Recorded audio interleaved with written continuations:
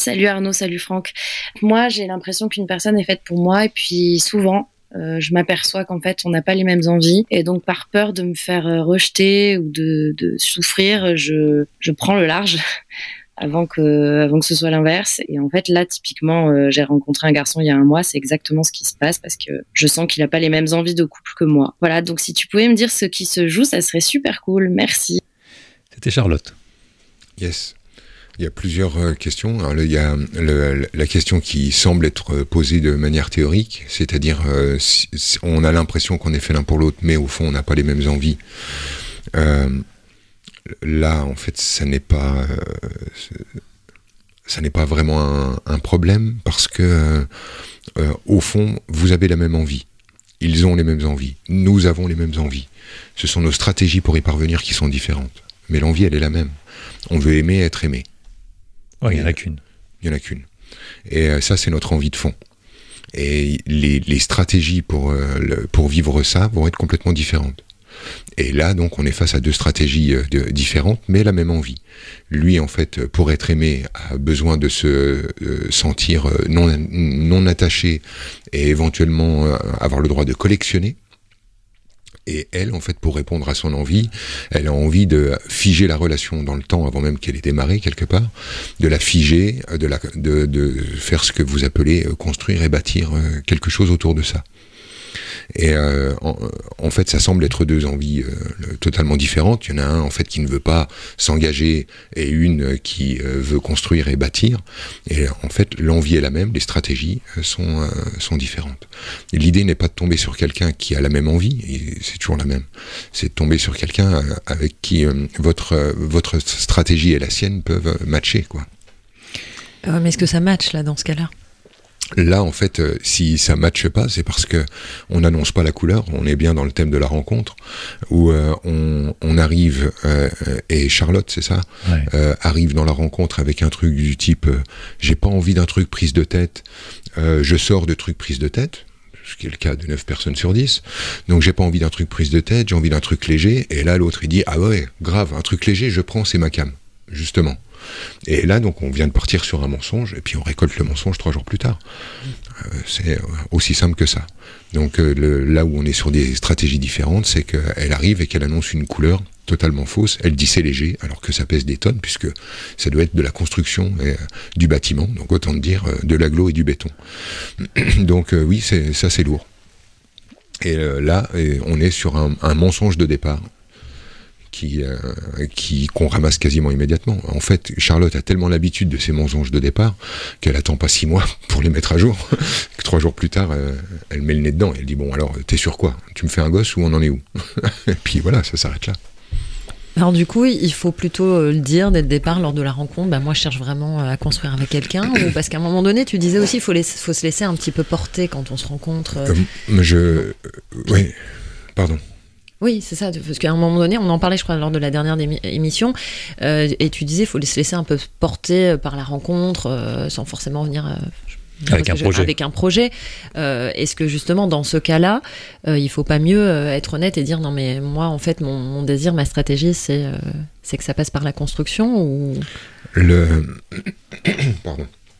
Je pense que ça serait intéressant de remettre en cause cette construction, ce besoin de bâtir, qui en plus aboutit très souvent à de la douleur. Je l'observe toujours, hein. Bon, évidemment, je ne fais qu'observer la réalité depuis là où je la regarde, et elle est loin d'être une vérité. Mais c'est néanmoins mon angle de vue. Je vois des gens qui ont enfin construit, et c'est la construction qui devient le problème. Lorsque tu dis j'ai envie de bâtir, j'ai envie de construire, et que tu te retrouves quelques années plus tard avec un crédit sur 25 ans pour un pavillon, avec un Mégane scénique, 2 gosses à l'arrière, un chien qu'il faut aller promener, et ça y est, t'as bâti, t'as construit, je retrouve ces gens-là en stage, malheureux comme les pierres. Derrière l'idée de bâtir et de construire, il y a l'idée de figer, c'est-à-dire de fixer le bonheur dans un socle inamovible. Et il y a une deuxième notion qui est je vais construire parce que c'est une sorte de paravent contre le néant. pour me protéger du grand vide, pour me protéger du néant, je vais bâtir des murs, bâtir une relation, bâtir une famille, et en fait ma vie sera pleine, ma vie sera remplie, et je ne serai pas en contact avec la vanité dans le sens vain du terme, je ne serai pas en contact avec le grand vide et le grand néant. Et c'est comme si on cherchait donc à opposer quelque chose à une force inéluctable. On peut parfaitement se retrouver dans le vide et le néant en ayant une surcharge de responsabilité, d'engagement à tout niveau. Pour moi, en fait, ça serait intéressant de remettre en cause cette idée de la construction absolue, parce que c'est ce désir de construire qui détruit tout, à mon sens. Pour moi, une relation ne doit pas être un plan, ne doit pas être un dessin, mais doit être effectivement, et c'est en ça que je dis que ça peut être sympa de laisser de l'espace à ce que ça devient. Je pense que la rencontre, c'est le point de départ, et que de rien ne doit être écrit après, absolument rien. Et dès qu'on écrit quelque chose, on crée une attente qui créera une déception, qui créera des comptes à rendre, et la déception et ainsi de suite, la boucle se refait. Et le voyage se fait en marchant. Je pense vraiment qu'il n'y a pas moyen de passer outre ce truc-là. Sinon, en fait, vous forcez, c'est-à-dire que vous allez chercher à réunir les symboles de votre réussite de vie, de manière à obtenir les symboles, mon boulot, ma maison, mes enfants, mon machin, mais tout ceci n'aboutira pas au sentiment qu'on cherche à atteindre derrière. Et on devrait plutôt se poser sur le truc-là. Ça fait des vagues de personnes qui passent au-dessus des autres pour obtenir ce qu'ils veulent. Donc, c'est quoi les divorces? C'est quoi, en fait, toutes ces familles partagées? C'est quoi tous ces couples, en fait, qui finissent par pas fonctionner? C'est simplement parce qu'on va aller chercher les symboles, ce qui symbolise ma réussite, avant de faire le chemin. Donc...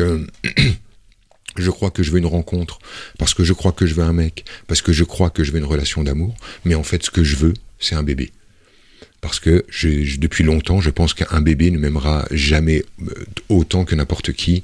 Je serai jamais aussi confortable que dans l'amour entre moi et mon enfant.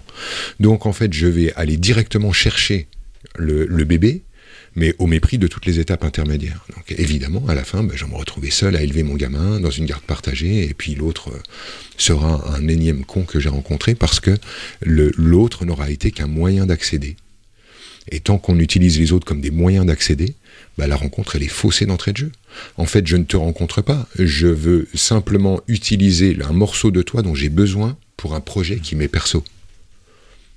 Ça, c'est pas une rencontre. On avance. On avance.